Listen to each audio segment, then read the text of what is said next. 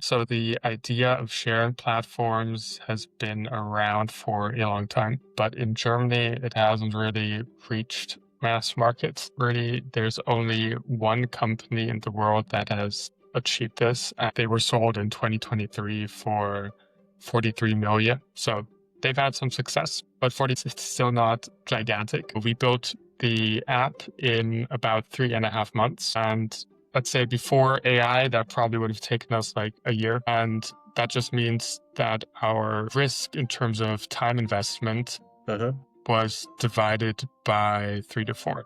And I think the same goes with many other startups. Welcome to a new episode of the Mind Echo podcast, where we explore the stories, the ideas, and mindsets of entrepreneurship in different industries in Germany. And today I'm quite excited to welcome Vincent Schulz. He's a young entrepreneur, a computer science student from Aachen, who is currently on a mission to rethink how we access things we need, so without always having to buy them. And how he's trying to drive that. Vincent is the co-founder of Mietzekater, which is a peer-to-peer rental platform that helps people rent and lend everyday items locally. So I was already scrolling through the website, and you can find things such as camping tables, power drills, inflatable bouncy castles for children, etc. So it's quite a broad range of products or goods you can find already there. And together with his co-founder, Simon, in just a few months, Mietzekater has launched already this summer online, and you can already find it on iOS and Android as well. Before Mietzekater, I had a look into what Vincent has been doing, and he was engaged in a variety of experiences that he can develop in a moment. But I found interesting he worked on founding a remote game development studio with quite some contributors. He was building websites for a company like Microworks, and then he also worked as a QA engineer. He's also behind, together with Simon, on developing another AI recipe app called Schuttelgericht that generates meal based on what's in your fridge just by shaking your phone. So I think that's a side project they've worked on. But of course, their main focus at the moment, as we discussed, is on Mietzekater. So welcome to the podcast, Vincent. I really appreciate that you put the time on the side to join us today. It's really great to have you here. Thank you. Thank you for having me. Besides only today, where is your mind currently these days? So what are the 2, 3 biggest things you're focused on right now? Obviously, growing the business. And because we're a marketplace, we kind of have to match supply and demand. And because we're super early, mainly that just means onboarding supply, especially because what you need locally. Like if there's something in Berlin, then it's not useful for me in Aachen. So right now it's focusing on building an atomic network in Aachen and maybe in a couple other cities soon. Okay. All right. And how do you currently, let's say, balance besides the full energy and power on building a startup with everything happening in life? So I know that you're still coursing or finishing university, but of course, additional responsibilities in life. How do you currently manage balancing that? Yeah, that's one of the nice things about being a young founder. You don't have that many responsibilities yet. So, no kids or anything. With university, mainly I picked courses that also fit very well into developing the product. So, this semester, for instance, I had usability as a course. And there in the practical, I was able to convince some other people in my team that we work on Mietzekater for usability testing just to improve the app before it gets launched. So kind of killing 2 birds with one stone. Okay. All right. Cool. So no, thanks a lot for sharing just some opening thoughts. But as I shared with you, what I've realized about getting to know entrepreneurs is that it's not only interesting to discuss about the current stage of the business idea, startup, but also it's quite interesting, especially for those who are even thinking on starting on that journey, or for those who are already on that part, but try to see who else is actually a peer in this path, is to understand who is the person behind that. And what I wanted to ask you is maybe to go back. I mean, you're still quite young, as you mentioned, but still it's interesting to go back to your first years, your childhood. So how was that like? Where did you grow up? What did you like when you were young?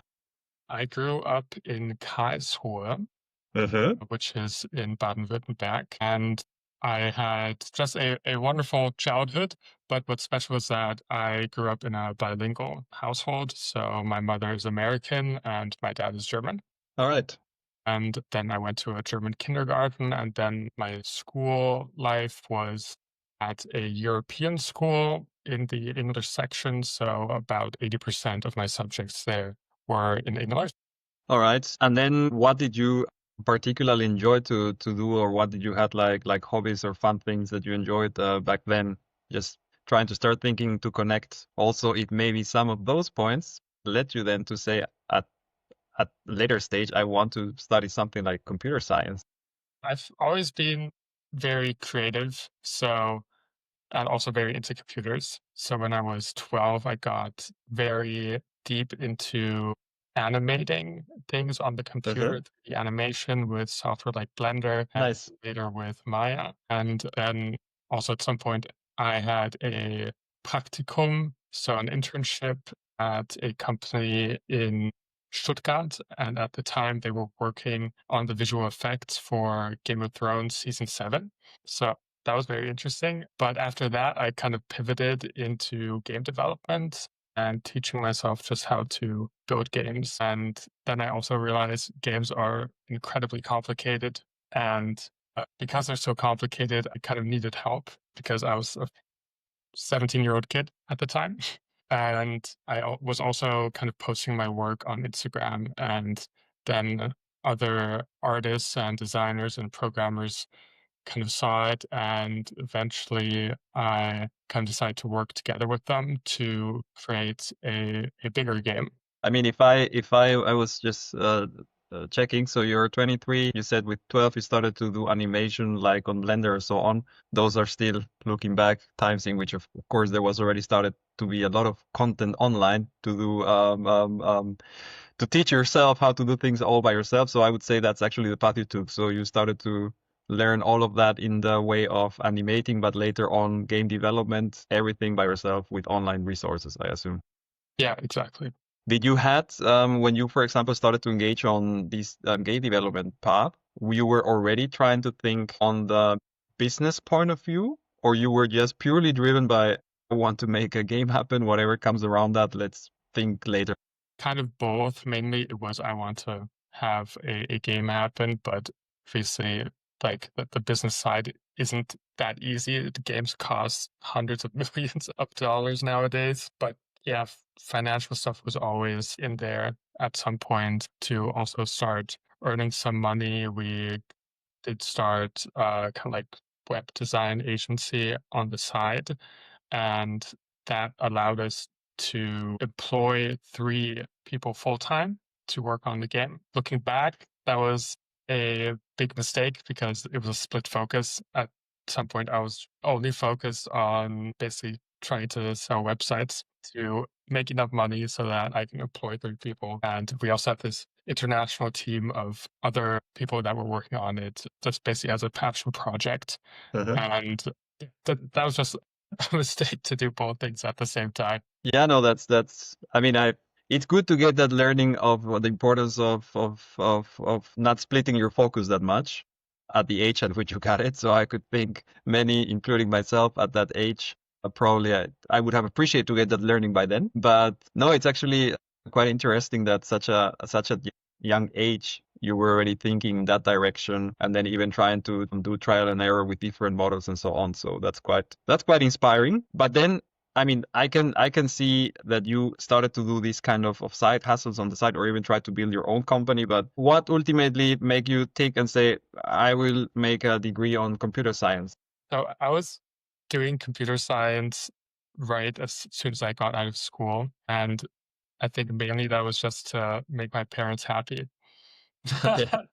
Because to kind of say, you know what, I'm 17 and now I'm gonna go full time on a game which just has terrible economics. And yeah, it just doesn't really make sense. And computer science was also useful for that path. So it's again kind of 2 birds with 1 stone. Yeah. Okay. All right.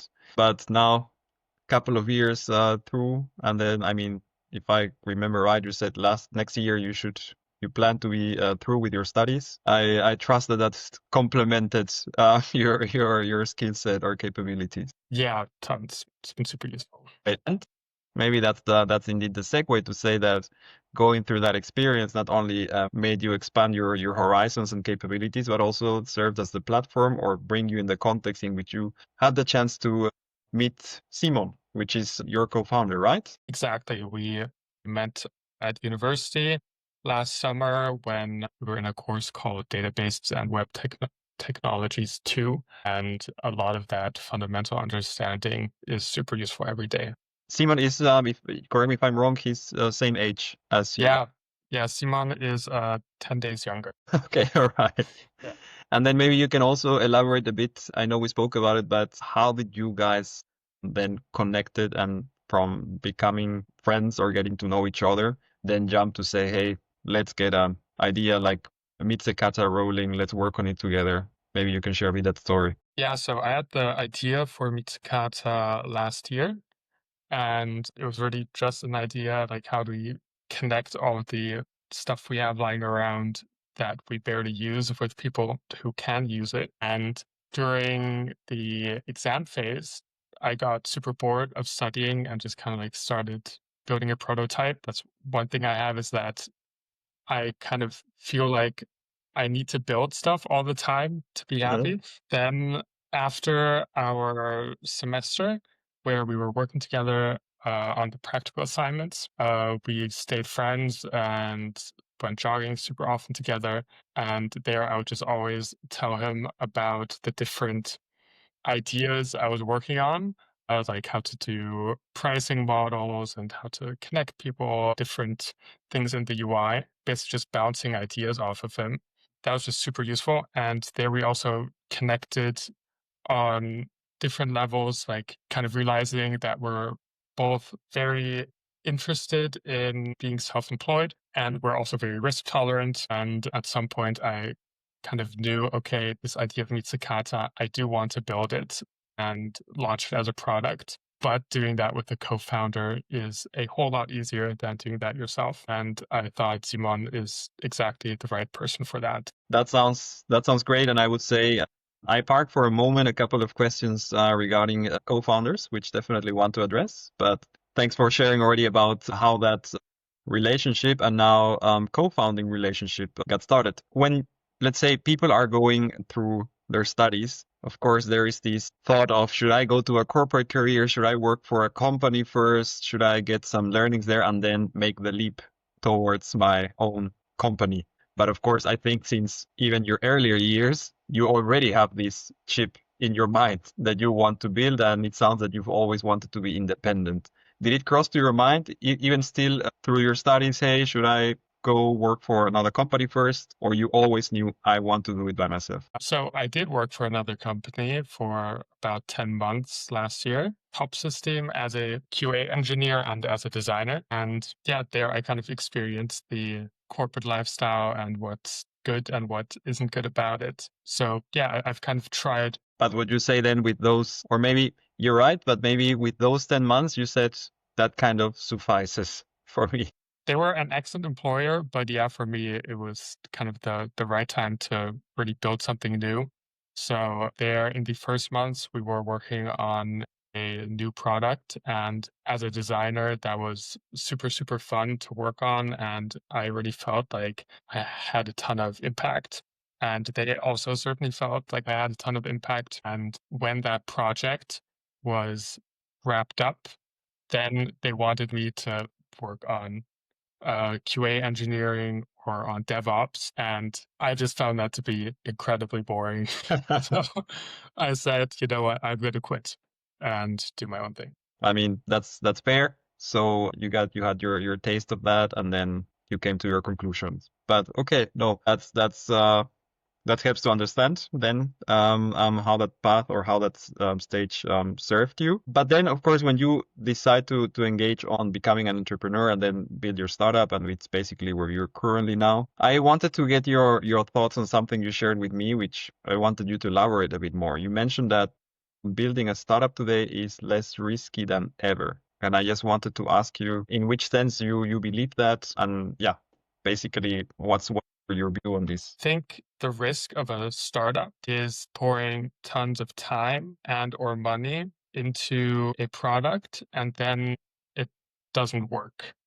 And those two factors have become way less. So, way easier to build a product super quickly and validate that. So, we built the app in about 3.5 months. And let's say before AI, that probably would have taken us like a year. And that just means that our risk in terms of time investment was divided by 3 to 4.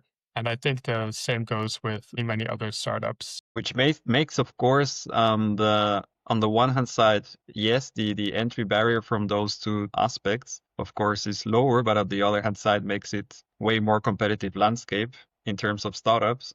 And I fully get your point that although the barriers are getting lower because you can really access so many resources and tools and enablers that allow you to bring these ideas to life faster than before. I think at the same time, you also need to deal that you need to be even more sharp on what your value proposition is and what kind of value you bring to people with your solutions. Because I think you can have too many copycats and too many quite similar solutions coming to life every single day. So it was just reflecting that probably for you guys even. I was wondering how competition looks like for you at the moment. Yeah, so we have some competition. So the idea of sharing platforms has been around for a long time, but in Germany, it hasn't really reached mass markets. Really, there's only one company in the world that has achieved this, and that's a company called Fat Llama from the United Kingdom.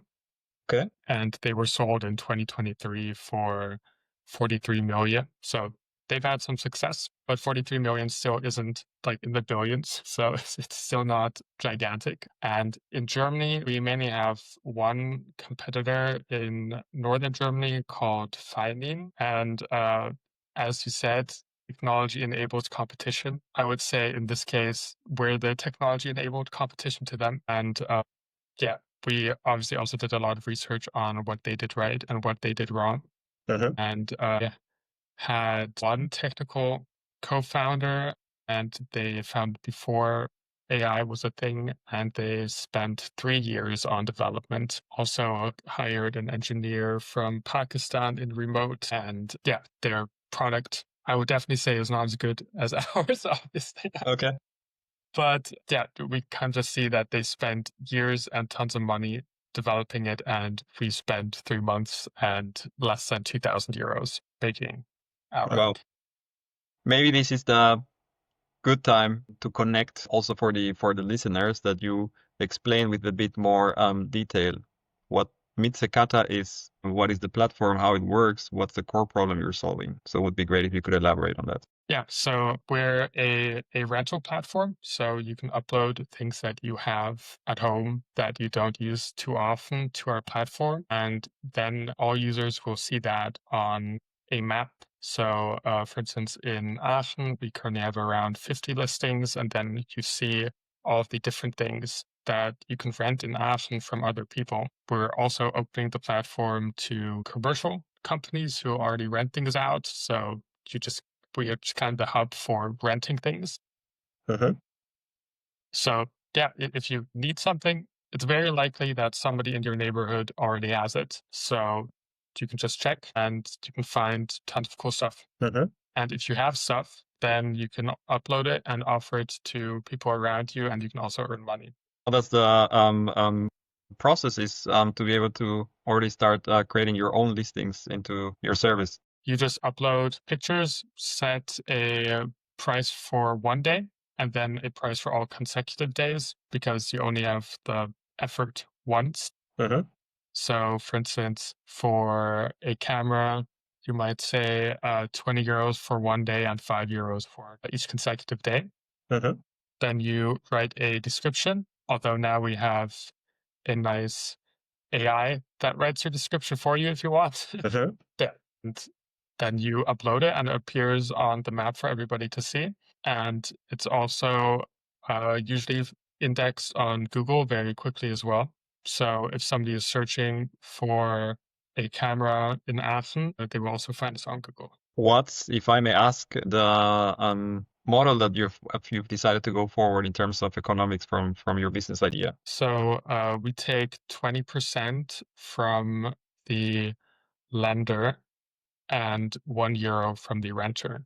And the €1 is just to make sure that we always cover transaction costs, no matter how your product. And then maybe just to also understand the moment that a user, for example, would rent something, or if I'm somebody which is lending something, how is the process in terms of dealing with the logistic parts, with the shipping and so on? Maybe you can share that as well. Yeah, so currently we don't have shipping, it's pickup only. And shipping might come in the future, probably will come in the future. But effectively, you request an item, and that opens a chat. And then the lender can accept that, and then you can pay. And as soon as you pay, the exact precise pickup location is shared. And then when you have the pickup, you take pictures and write something about the condition, just to prove in which condition you picked it up. And then when you return it, the lender does the same thing. And then your transaction is done, and you can give each other a rating. Yeah, I mean, I definitely get that at the beginning you build a marketplace. You, of course, need to ensure you create this dynamic of having the supply and demand. And then you're starting probably in a local environment, local set, which of course enable doing it like that. But of course, when thinking, and I would save that for later, when you look of scale up, then that's a potential next step. But I think on the current level, it's where you really also want to test and get a feeling of the idea, how it works, before even thinking where to scale up further or thinking about the shipping and so on.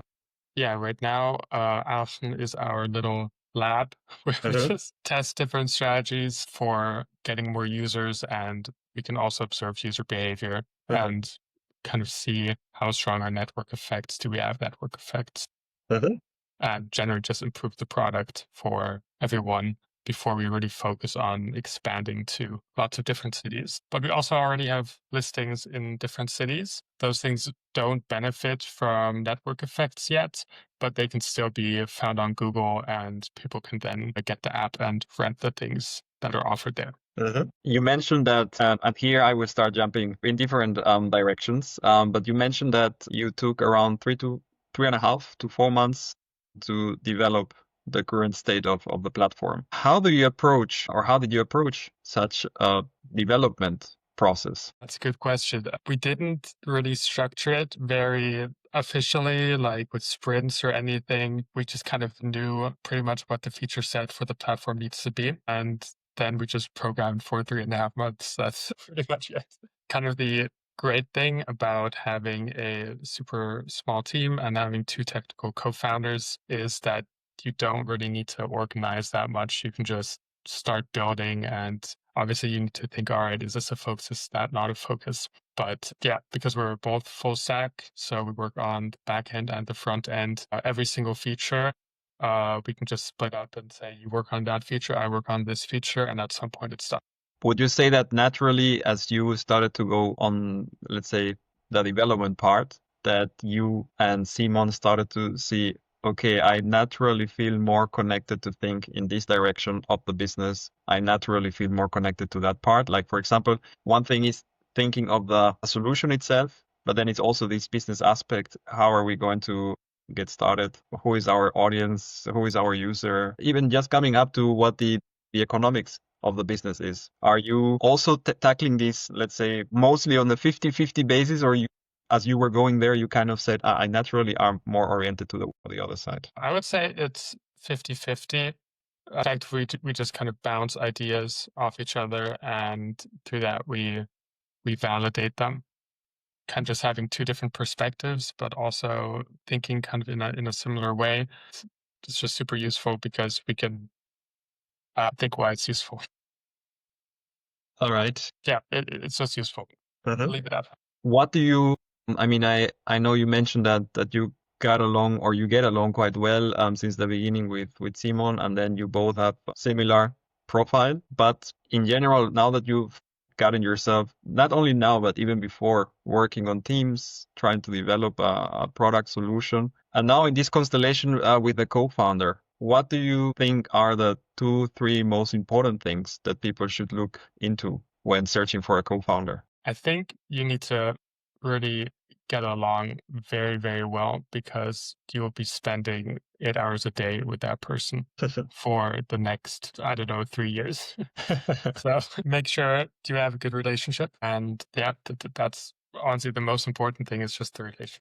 And then something that also you shared with me when we were discussing up front, and I want you to elaborate a bit more, is this aspect of the equal split in terms of equity, and basically that was also important. But maybe you can also elaborate a bit more on this point. So when you create a company, I think everybody kind of has this instinct to be a little greedy with equity and kind of try and get as much as possible because you kind of think, all right, well, if it's super successful, then, great, I'll have more of it. But I think that's precisely the wrong thing to think about at the very beginning. Obviously, equity is very important, also if you go into finding investors and things like that. But at the beginning, the most important thing is that your startup survives and does well in the beginning, and everything in terms of do you have 10% more or not should not be a priority. It's stuff for like in 10 years. And to get to that point in 10 years where your startup is successful and is worth a lot of money, where these percentages maybe make a difference, you need to have a team that is committed. And as soon as you start saying, like, okay, I get 60%, Simon gets 40%, then you have an imbalance and it feels strange. And maybe then Simon isn't as committed to the project as I am. And one thing that I was also thinking about is, okay, I put in like 120 hours into the kind of development and research and stuff like that. But as soon as we found the company and we started working on it together, those 100 hours are almost irrelevant because in the long run, we'll be putting in the same amount of work. So it should be 50-50. Also just from like an emotional intelligence point of view. Yeah, I mean, I can fully understand and follow the thought, because I suppose at the beginning exactly what you want is focus, motivation. You want all the noise to be left on the side. It's really difficult to even predict what's going to be the outcome. It may be that you're over engineering or thinking about outcomes that you are not even aware if they're going to happen. So that's why I was curious to hear that from you. And I would say I definitely see the benefit or get the point on why it makes sense to try to bring that parity or balance at the beginning, ensure that everybody is on the boat at the same speed, ensure that there is no split focus because of reasons like that. And that's ultimately going to help to, in a quicker and focused way, determine if this is going to fly or not going to fly. Yeah, and if anybody feels like something is kind of unfair, then you're just bringing conflict into your startup, and that's like the number one thing that will kill your startup is if you have conflict. Yeah, no, definitely. Do you think, I mean, I know you've engaged on now this development, and you mentioned that you found one competitor in the northern part of Germany, but how do you see the readiness of a country like Germany, of a city like Aachen or many other cities, in terms of really adopting and leveraging, appreciating this peer-to-peer rental model? Yeah, that's a good question. And we're really not sure about that yet either. I think it's something that doesn't really come naturally to people, or people maybe have the thought that, that's something that makes sense. But until people have a real need for it, it won't really work. Yeah, I think you need to talk to the users that actually have a need for it. And Aachen is very good for that because it's a very large student city. So I think about 60,000 students study here and 250,000 people live here. So it's a lot of students and people are always coming in and going. And that just means that owning everything is just very impractical. So yeah, it's very good for Aachen where you aren't super settled and you have an entire cellar or garage full of equipment. Yeah, I mean there is this whole aspect of sharing economy that it's getting more and more relevant. You see it in different industries in which these models are coming up. In the podcast, I had one founder from company named Vital, in which they're basically having these reusable containers or packaging, which of course that's the first stream, but they are now also focusing on how this model expands further. Similar or in the same direction for, let's say, in the context of the food industry, it's really tricky to be able to push that further because people are used to specific ways of behaving. And normally on the one hand side is the platform or the service that they can get in hands. It's the need that it starts building or a burning platform that for them that really starts seeing, hey, how can I actually have a more what's an alternative way in which I can get goods in my hand without having to buy everything, and at the same time there is this aspect of regulations ultimately that could help to say, hey, there are certain incentives to really act or change the way of acting. But yeah, I think that, or at least I believe that more and more we're gonna go in that direction, in which people are also want to be able to profit out of idle items they have at home.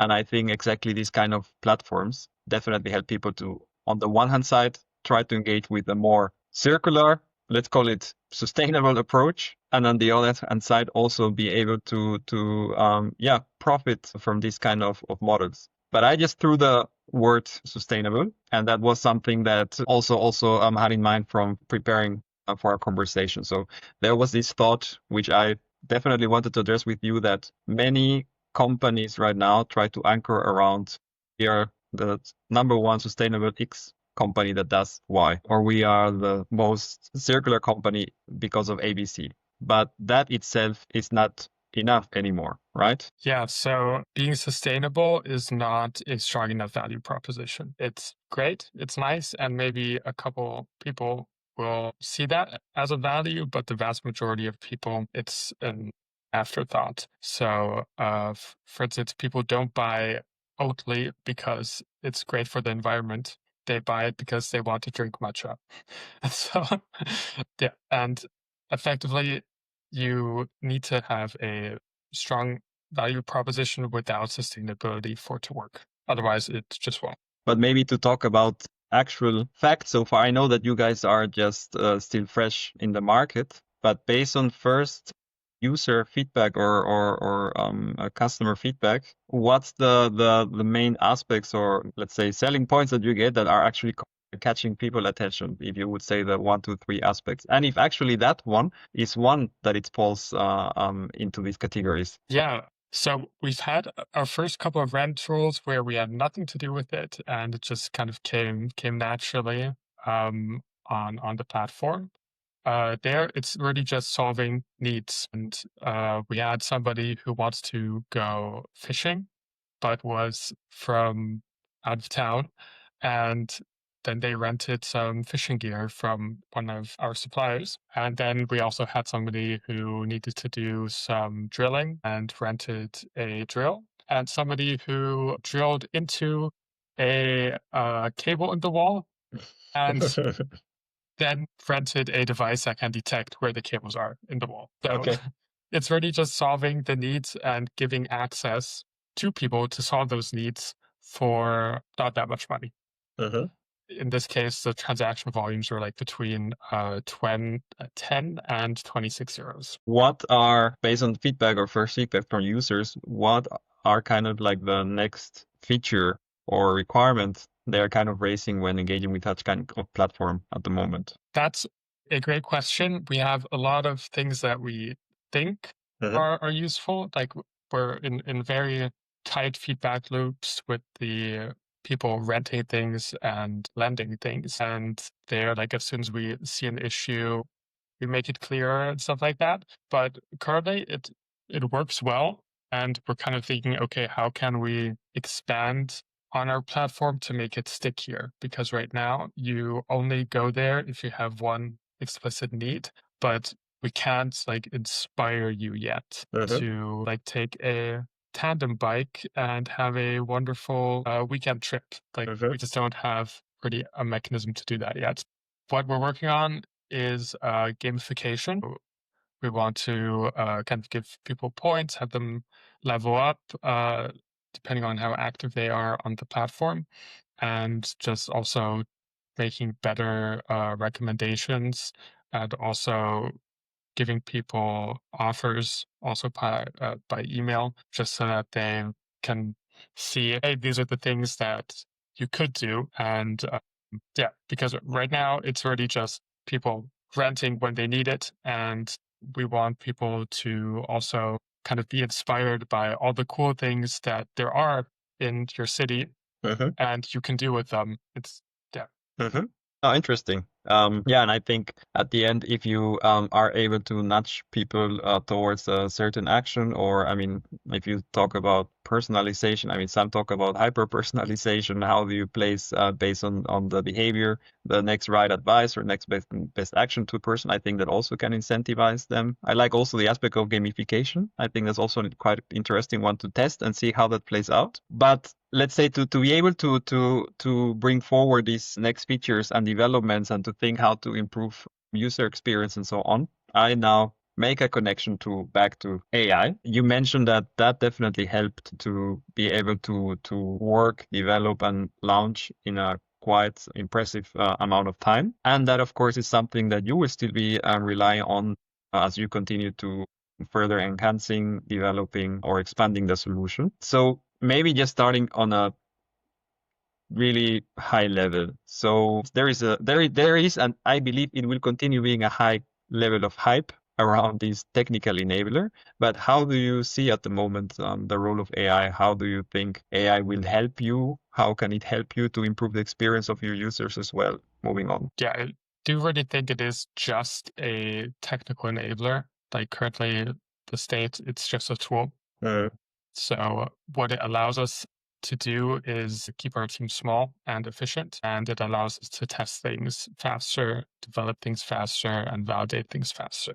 I wouldn't say it kind of it just changes how quickly and how efficient you can work. It doesn't change what you're building that much. Like we use it as a tool for our users. So for instance, we have people who are already offering some things on different platforms, either on their own website or on listing portals like Kleinanzeigen. And we built a tool that you can just import that. So you can copy the URL, and then from that URL, we will dynamically take the title, take the images, and also generate a description based on the description you have there. So if you have a listing somewhere else, you can bring it online for Mietzekater in under a minute. Yeah, and I agree. I think at the moment it's well, it depends where you look into it, but now ultimately it should be perceived as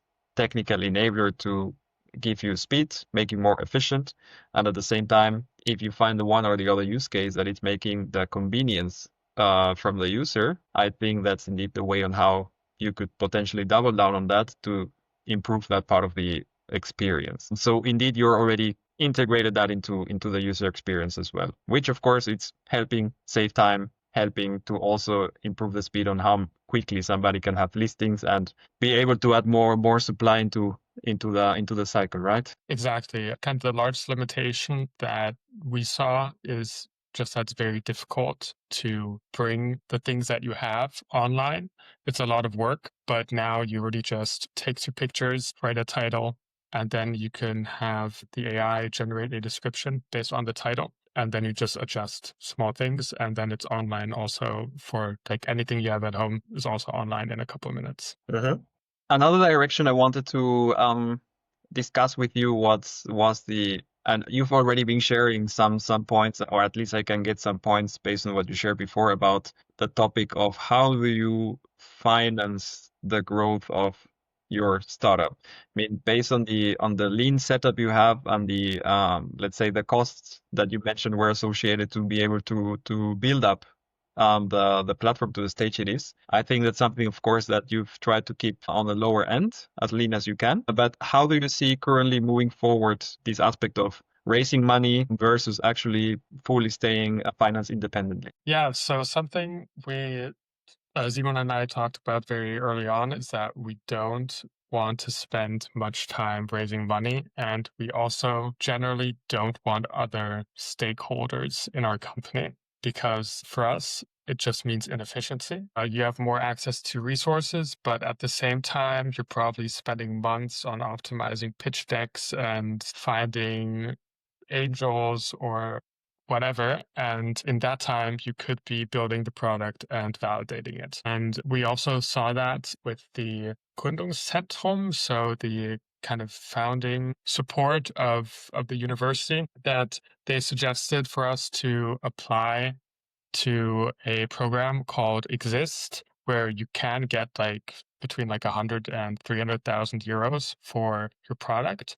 Yeah. But there you need to spend like 2 or 3 months effectively working on like a 50-page paper about your business idea and how it's wonderful and great. And then maybe they will like it, maybe they won't. You also have that risk that you spend that time and then just nothing happens. And then because it's the government, you need to wait another half a year until money actually starts flowing. But we just thought, all right, we'll just build the product. And by the time that they would even look at the application, our product will be online. And in terms of investors, I think it's very similar. Like, what do we even need investors for? And the answer is, okay, maybe for growth, but we don't need it to build the product. And yeah, just searching for investors, looking for money. It's all a distraction of what you should actually be doing, which is building the product and validating it and testing things. And first, when you really, really, really need capital, then I think you should think about that. And that is way past the MVP stage. Thanks for sharing. Point taken. And I think probably you will then further down the road will need to see where you are, reflect, and of course really think what the next steps are. But I can understand the point that put full focus on growing, get the MVP, get the feedback, and from there see what's coming next. When you're building such a solution, there is of course a really important aspect, which is the brand or the branding that you give to such a service. Mietzekater, my wife was telling me that there seems to be some sort of Wortspiel that I never heard before in Germany, but I was then understanding based on what she was sharing, and I wanted to understand how did you came up with the name? How did you came up with the brand?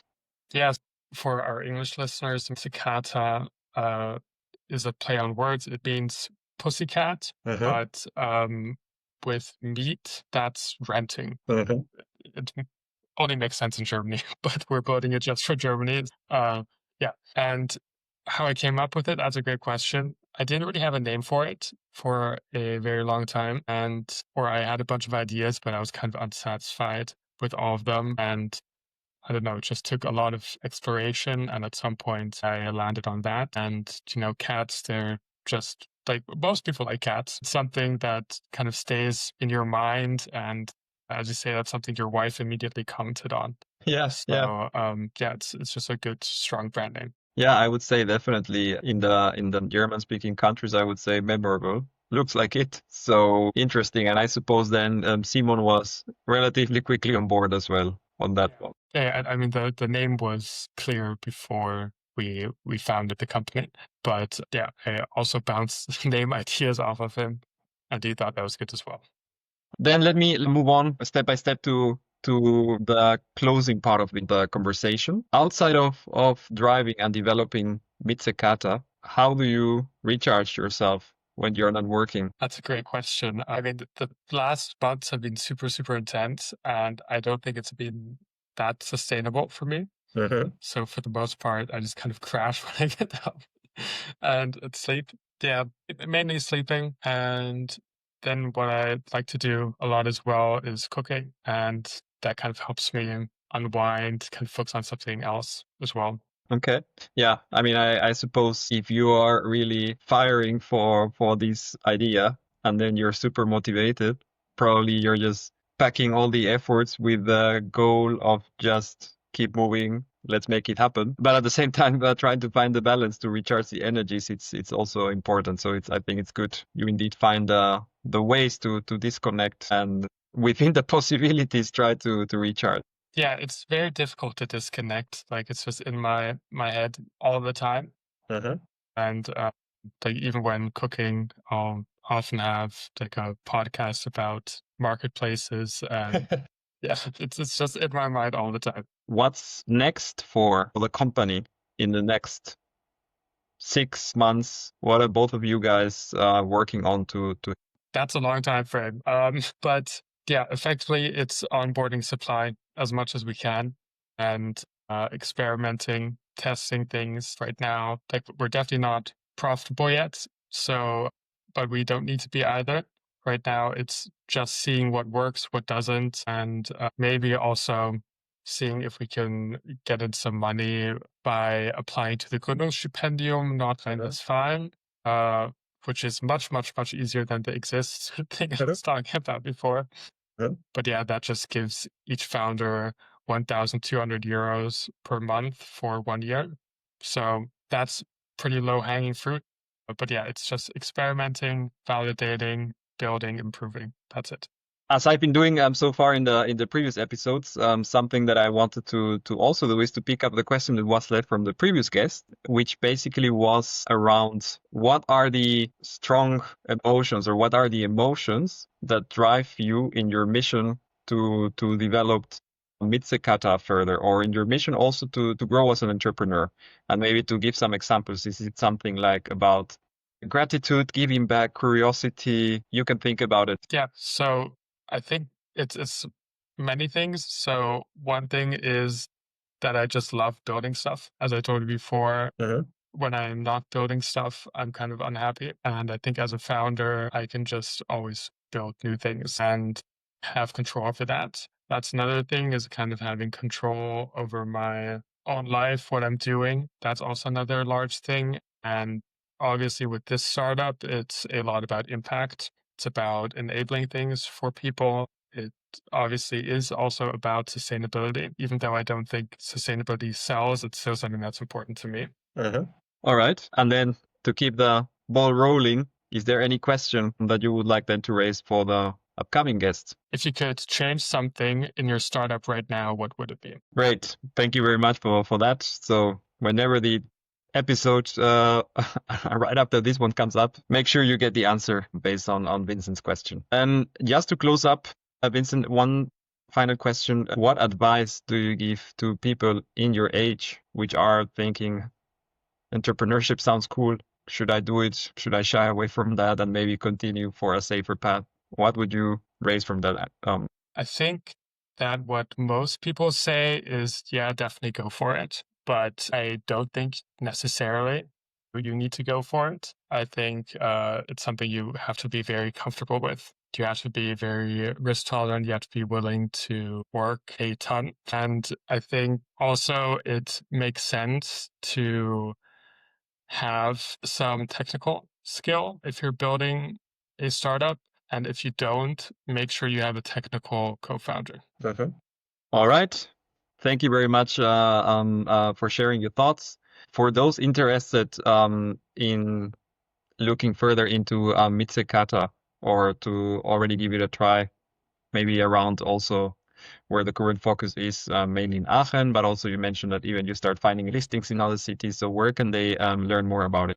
Yeah, mietzekater.de or mietzekater.de. That's MIETZEKATER.de. And there you can see the products that are already online. You can find out more about how the product works. And you can also download the app and put the things that you might have at home and aren't using that much online so other people can use them. Perfect. Thank you very much, Vincent, for joining the podcast today. So I really appreciate, as I mentioned at the beginning, that I was really happy to get to know you. I think you're bringing another perspective based on how you are currently dealing with your startup right now, based on I would say your age. I think that's quite inspiring to see everything you've done so far. And I was really happy to get all the different insights from your side throughout our conversation. So I'm pretty sure as well that those listening in are also able to get a lot of insights from you in the same way I did. So thanks a lot for that. And